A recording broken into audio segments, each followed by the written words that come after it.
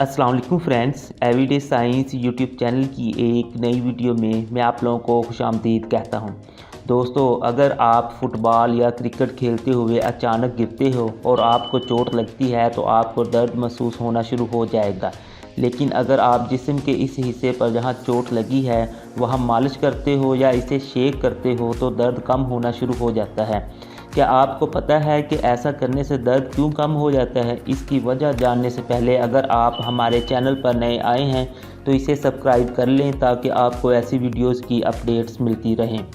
मिसाल के तौर पर क्रिकेट या फुटबॉल खेलते हुए आपकी एल्बो यानी कोहनी पर चोट लगती है तो दर्द का एक सिग्नल आपकी एल्बो यानी कोहनी से दिमाग की तरफ जाएगा और आपको दर्द महसूस होगा। लेकिन जैसे ही आप अपनी एल्बो या कोहनी को रब या शेक करते हो तो दर्द के साथ साथ कुछ और सेंसरी सिग्नल्स भी आपके दिमाग तक जिस्म के बिल्कुल उसी हिस्से से पहुंचना शुरू हो जाएंगे।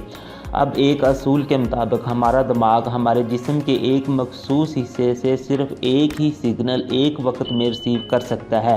अब मसला ये है कि दिमाग तक दर्द, टच, वाइब्रेशन और प्रेशर जैसे सिग्नल्स एक ही वक्त में जा रहे हैं तो दिमाग तक कौन सा सिग्नल पहले पहुंचेगा।